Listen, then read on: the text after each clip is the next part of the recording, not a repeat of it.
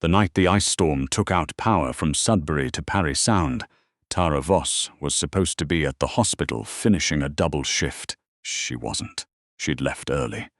First time in 2 years she'd done that, because her boots had soaked through somewhere between the parkade and the ear entrance, and she couldn't feel her toes anymore, and sometimes a person just needs to go home. She almost didn't see him. He was tucked against the side of her building, wedged between the recycling bins and the brick wall, wearing a suit jacket that cost more than her monthly rent. No winter coat, no gloves. His dark hair was matted to his forehead with ice, and something that wasn't ice, something darker, and his breathing, when she knelt down close enough to check, came out in shallow, stuttered pulls. She was a nursing student. 3rd year, she knew what shallow breathing meant. She also knew what a man bleeding through a $1,000 suit jacket meant, and that knowledge made every sensible part of her brain scream at her to back up. Call 911. Go inside, lock the door. She called 911. The line rang 17 times before an automated voice told her that due to the storm, response times in her area were currently estimated at 2 to 4 hours. She hung up. The man on the ground moved. Not much, just his fingers curling against the wet pavement like he was trying to grip something that wasn't there. And then his eyes opened, dark, fully dilated, almost no iris visible. And he looked at her with the particular focus of someone who has already decided they're probably going to die and is just doing a last inventory of the world before they go. Don't, he said. Just that. One word. Tara didn't know if he meant don't call for help, or don't leave, or don't come closer. She didn't ask. She got her hands under his arms, dug her heels into the iced-over sidewalk, and dragged 190 pounds of unconscious crime lord through the back entrance of her apartment building. She found out later, much later, that his name was Cormac Devereux, that he was 41 years old, that his organization controlled the flow of everything from fentanyl to illegal firearms across a corridor that ran from Thunder Bay to the Quebec border, that he had a reputation for being a man who did not forgive and did not forget, and had never once in his adult life needed anyone to help him off a sidewalk. But that came later. That night all she knew was that he was bleeding from a wound below his left ribs, the entry point clean and precise in a way that told her this wasn't an accident, and that he was hypothermic on top of it, his core temp low enough that she had to drag every blanket she owned out of the closet and pile them on top of him while she worked. She cleared the coffee table. She got her kit, the one she kept stocked because she was a nursing student who took things seriously. And she cut the jacket and the dress shirt away from the wound, and she irrigated it with everything she had, and packed it with gauze, and told herself, very firmly, that she was not going to think too hard about what she was doing. She thought about it anyway. Her hands moved through the motions she'd drilled in labs and clinical placements. Pressure, angle, assess for depth, check for exit wound. There wasn't one, which meant whatever had gone in was still in there, which meant this was beyond her, which meant she needed to get him to a hospital. But the storm had locked the city down. The roads outside her window looked like the surface of another planet. Her car was buried. The buses had stopped running 3 hours ago. She did what she could, which, as it turned out, was more than most people could have done. By the time his breathing steadied, really steadied, not just the shallow half-gasps of before, it was past 2 in the morning. The power had been out for hours. She'd burned through every candle she owned and was working by flashlight, sitting on the edge of the coffee table, with her knees drawn up and a cup of tea gone cold in her hands, watching his chest rise and fall and trying to figure out how she'd ended up here. She wasn't afraid of him. That was the strange part. She probably should have been. There was something about the way he'd been dressed, the quality of the clothes, the specific absence of anything identifying in his pockets, the tattoo she'd noticed on the inside of his right wrist when she'd checked his pulse. A small symbol she didn't recognize, but which felt deliberate, felt like a signature that told her he wasn't just some man who'd been in the wrong place. He was the kind of man who controlled what the wrong place was. She should have been afraid, Instead, she was just tired and cold and watching him breathe and thinking about nothing in particular. He woke up around 4, not dramatically, no gasping, no sudden upright jolt. He simply opened his eyes and turned his head and looked at her with the same precise focus as before. Except this time she could see the color of his eyes. A grey so dark it was almost not grey at all. And she could see that he was thinking, working backward through something, piecing together where he was and how he'd gotten there. "You pulled me in," he said. His voice was rough, scraped clean but steady. "You were going to die on my sidewalk," Tara said. It seemed like a lot of paperwork. He looked at her for a long moment. Then, very slightly, something shifted at the corner of his mouth. Not quite a smile, more like an acknowledgement. "Cormac," he said. "Tara, you're a doctor, nursing student." She set down the cup. "3rd year. You need an actual surgeon, but I'm what you've got." He looked down at his side at the bandaging and was quiet for a moment in the way of someone assessing a situation rather than reacting to it. "How bad?" he asked. "Bad enough. The object is still inside. I packed the wound, but you need imaging and you need surgery, and I can't do either of those things." She paused. "I called 911. They said 2 to 4 hours, and that was 6 hours ago. The storm's still—" "Don't call again," he said. "I know," she said. And she did know. Somehow she already knew that calling the police, calling anyone official, would be the wrong thing to do. She didn't know why she knew that. She just did, in the same quiet, certain way she knew when a patient's vitals were trending in a direction that wasn't going to end well. A kind of reading of the air. He watched her recognize it and said nothing. "Is someone looking for you?" she asked. "Yes. Friend or not friend?" The corner of his mouth again. "The person who put the blade in me, so—" "Not a friend." She nodded, stood, went to the window and looked out at the street where the ice storm had transformed the city into something still and alien and totally without movement. No cars, no people, just orange streetlight haloed in frozen mist and 3 inches of glaze over everything. "They won't find you tonight," she said. "No one's moving in this." "No," he agreed. "Tomorrow's different." "Yes," she turned around. He was watching her. Had been watching her the whole time she stood at the window, she realized. The way a person watches someone they're evaluating. Not in a threatening way, but in the way of someone for whom the assessment of other people is simply a reflex. Something done automatically, and without malice, like breathing. "I need to change your dressing in 3 hours," she said, "and your temperature's still low, so I need you to stay warm. And I need you to not move more than necessary because the packing is the only thing keeping." "I understand," he said. "I've been shot before." She looked at him. "That's not reassuring. It wasn't meant to be." She went and got another blanket from the closet. When she came back, he'd shifted slightly, winced at it, controlled the wince, the way people do when they're accustomed to not showing pain, and she spread the blanket over him without saying anything about it. "You live alone," he said. Not a question. "Yes, no one expecting you tonight." My shift ended early. I called in to let them know I made it home before the roads went. She sat back down on the coffee table, so no. He was quiet for a moment, then, "I won't let them touch you." She looked at him. "Whoever comes tomorrow," he said. "Whatever you see, you won't be touched." The way he said it was the most frightening thing that had happened all night. Not because it sounded like a threat, because it sounded like a guarantee. Like a man describing the weather, factual, settled, not a thing he was promising, but simply a thing he was telling her would be true. She didn't say thank you, it didn't seem like the right word for it. "Sleep," she said instead. "I'll wake you when I need to check the wound." He slept. She didn't. She sat in her chair with the flashlight off, and the candles guttering down to their last half-inch, and she watched the storm outside her window, and thought about the symbol on his wrist, and the way he'd said, "I won't let them touch you," and she tried to be frightened, and found that she mostly wasn't, and that frightened her more than anything else. She knew his name by morning, not because he'd told her, he'd only given her the first, but because she'd seen it before, on a poster tacked up in the break room of the ER where she did her placements.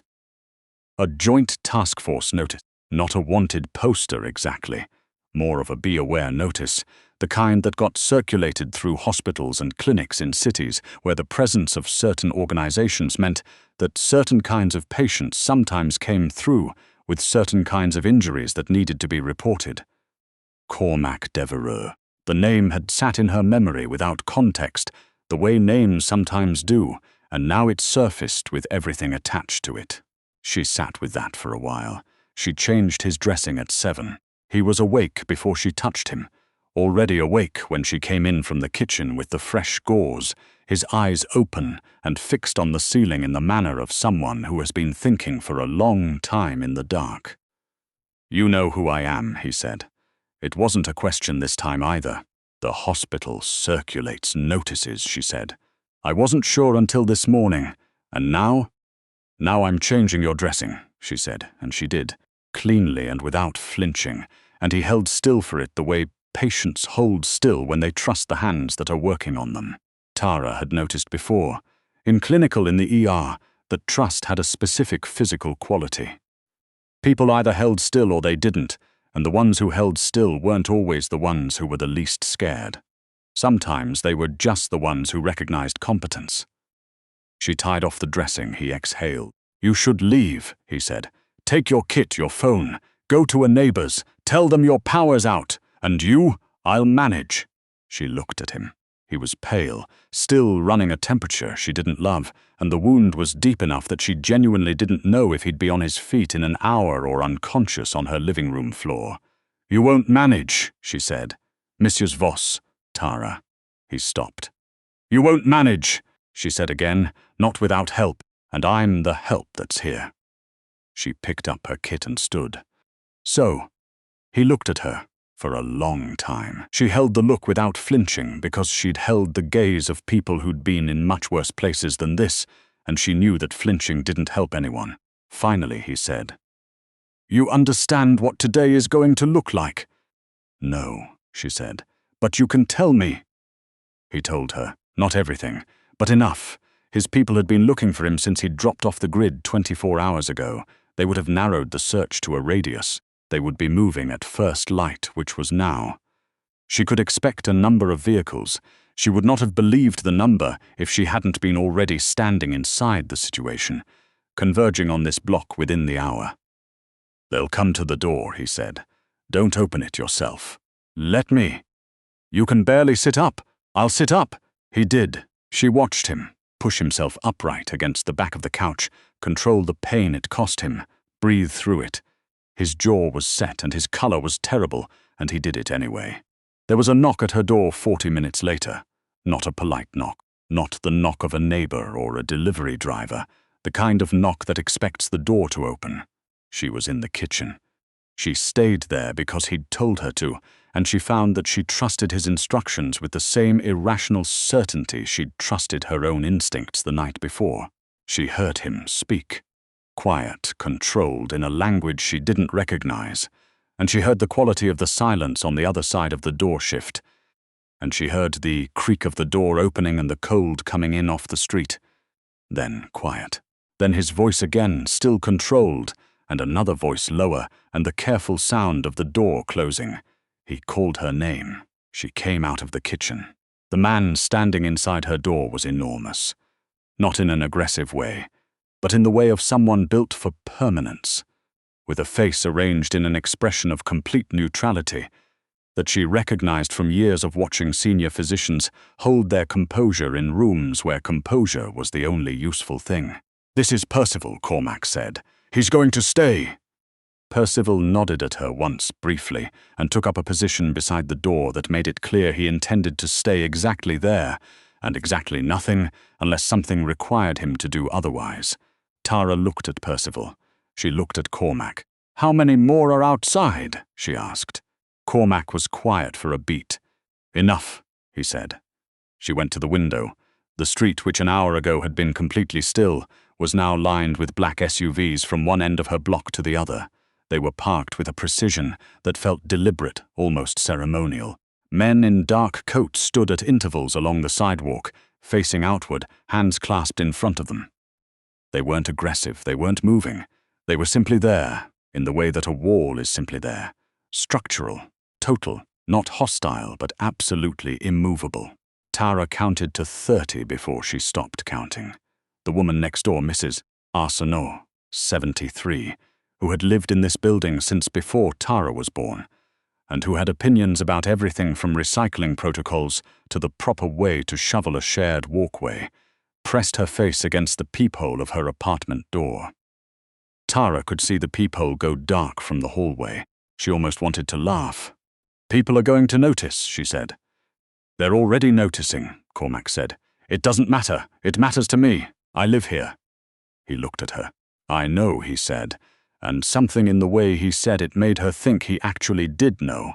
Not just abstractly, but specifically, the particular fragility of a life built around a single address, a routine, a set of neighbors who knew your name. "When does this end?" she asked. "When I can move. And when can you move?" He looked down at his side, then at her. "You tell me." She crossed her arms. She thought about the wound, the depth of it, the object still inside, the risk of perforation, the fever she was monitoring. 48 hours, she said. "Minimum. Probably 72. He nodded. "You're going to need actual imaging," she said. "And a surgeon." "I have a doctor," he said. "He'll come to us." "Of course he will," Tara said. The doctor arrived 2 hours later, a thin, precise man named Whitmore, who came with a case that looked like a briefcase and turned out to contain a portable ultrasound and more surgical supplies than Tara had seen outside a clinical setting. He looked at Tara with the practiced neutrality of a man who'd long ago stopped asking questions about his patient's circumstances, which told her everything she needed to know about Dr. Whitmore's arrangement with Cormac Devereux. She stayed in the room while he worked. Cormac didn't ask her to, and Dr. Whitmore didn't object, so she stood in the corner and watched and handed things when they were needed, and at one point Whitmore looked at her dressing and said, "Good packing," in the tone of a professor grading a practical exam, and she said nothing because there was nothing to say. When it was done, Cormac looked worse and would look worse before he looked better, which was how surgical interventions generally went. He was asleep by early afternoon, genuinely asleep, not the semi-conscious state of before, and Tara sat in her chair and looked at the ceiling and tried to think clearly. She was not a prisoner. She understood that technically. Cormac had not told her she couldn't leave. Percival had not moved from his post by the door, but he'd also not said a single word to her, and when she'd gone to the kitchen to make coffee, he'd declined with a brief, polite shake of his head when she'd offered him a cup, which struck her as an oddly civilized interaction for a situation that was not by any measure a civilized one. She could leave. She didn't leave. She wasn't sure, later, when she tried to understand her own choices, whether that was because she felt responsible for him, for his recovery, for the work she'd already put in, the way a person commits to something without meaning to, and then finds themselves unwilling to stop, or whether it was something else. He was not an easy person to be around. He didn't talk much. When he did talk, he was precise and economical in the way of someone who has learned that most words are wasted and has adjusted accordingly. He asked her things directly without preamble. What is the temperature of the room? What medication has he had and when? Is the wound site showing increased warmth? He didn't say please, but he also didn't not say please in the way of someone who thinks they don't have to. He said it the way a person says it who has simply removed unnecessary language from their vocabulary, but hasn't removed the intention behind it. She noticed that. By the second evening, the SUVs were still outside. Mrs. Arsenault had knocked on Tara's door mid-morning. Percival had answered before Tara could get there, spoken 3 words, and Mrs. Arsenault had retreated at a speed impressive for her age. Tara had felt bad about that and then gotten over it. Her phone had been ringing periodically with numbers she didn't recognize. She'd stopped answering after the second one. "You should eat," Cormac said. It was past 9. She'd been watching the street again, old habit by now. "I'm fine. You haven't eaten since this morning." She turned around. He was watching her from the couch, head tilted back, looking at her with that same evaluative attention. "How do you know that?" she said. "I know when people eat," he said, "or don't." A pause. "It's useful to know." She stared at him. Then she went to the kitchen and made pasta, and brought a bowl back for each of them, and she sat in her chair and he sat up enough to eat his, and neither of them said anything for a while, and it was the most ordinary 15 minutes she'd had in 2 days, and somehow the most unsettling. "Why medicine?" he asked. She looked up. "You could have left me on the sidewalk," he said. "Most people would have. You didn't, and you handled the wound like someone who knows exactly what they're doing." "Why?" "My mum was an RN," she said, Northern Ontario, James Bay region. "I grew up watching her drive 3 hours through weather like last night to get to patients who didn't have other options." She paused. "I don't know how to see someone who needs help and just keep walking." He was quiet for a moment. "She'd be proud of you," he said. It was so direct and so simple and so not what she'd expected from him that she didn't say anything for a moment. "She died last year," Tara said finally. "So she doesn't know?" "She knows," he said with the quiet certainty of someone who believes this completely, and for some reason she didn't argue with it. She fell asleep in the chair around midnight. She woke to Percival, placing a blanket over her with a care that was so surprising. She lay still for a moment, pretending to still be asleep, thinking about the fact that this enormous, silent man had done something so small and so careful, and wondered what it meant about the world that Cormac Devereux was surrounded by. On the third morning, Cormac walked across her living room unaided. It was 10 steps. He made it look like it cost him nothing, which she knew was not true, and which she also knew was not for her benefit, but was simply the way he moved through the world, never letting the price of a thing show on his face. He stopped at the window. "I need to leave today," he said. "I know Whitmore will come back twice a week. You won't see him unless something goes wrong." He turned from the window. "My people will clear the street. It'll look normal within the hour." "Okay," she said. He looked at her for a moment. "Then give me your phone." She handed it over. He typed a number into her contacts, handed it back. "That rings through to me," he said. "If anything feels wrong, if someone you don't recognize asks you questions, if anything changes." She looked at the contact name he'd entered. Just the initial. "See, you think I'm in danger," she said. "I think you were already in danger when you dragged me off that sidewalk," he said. "And I think the people who put that blade in me are not the kind to leave loose ends." She thought about that. "I'm a nursing student," she said. "I live in a 1-bedroom apartment in Sudbury. I'm not exactly a high-profile loose end." "You are now," he said, and he said it without apology. Just the flat, factual acknowledgement of a thing that was true, and she understood that he was not sorry it had happened, only that he was telling her it had. He moved toward the door. Percival was already there, already had it open. Cormac stopped. He turned around. For a moment he just looked at her, that full, settled attention that was the most constant thing about him, the sense of a person whose regard, once given, was total. "You could have walked away," he said. "You didn't." "I know," she said. "That has consequences," he said. "Not bad ones." She didn't know what to say to that, so she said nothing. He left. She stood in the middle of her apartment for a long time after the door closed, listening to the sounds of vehicles moving on the street outside. A long, organized departure, precise and quiet, and then, after a while, the ordinary sounds of a city coming back to itself. A bus, a car horn somewhere far off, the scrape of a shovel on a walkway. Her phone buzzed, unknown number. She almost didn't answer, she answered. Silence on the other end, then, "Messieurs Voss." A voice she didn't recognize, low, even, not threatening, but not threatening either.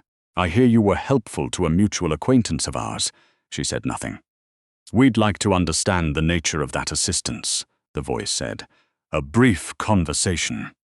Wherever you'd feel comfortable." She hung up. Then she opened her contacts and pressed the initial at the top of the list.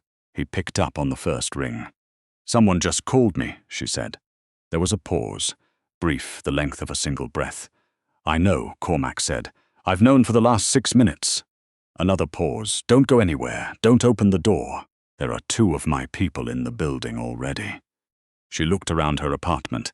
The blankets still piled on the couch, the coffee table pushed aside, the faint chemical smell of the gauze and the antiseptic, and felt the strange, specific vertigo of standing in a space that has become something different than it was. "This isn't going to stop, is it?" she said. Not really a question. "No," he said, "not for a while." She sat down. "Tell me what I need to know," she said, and he told her.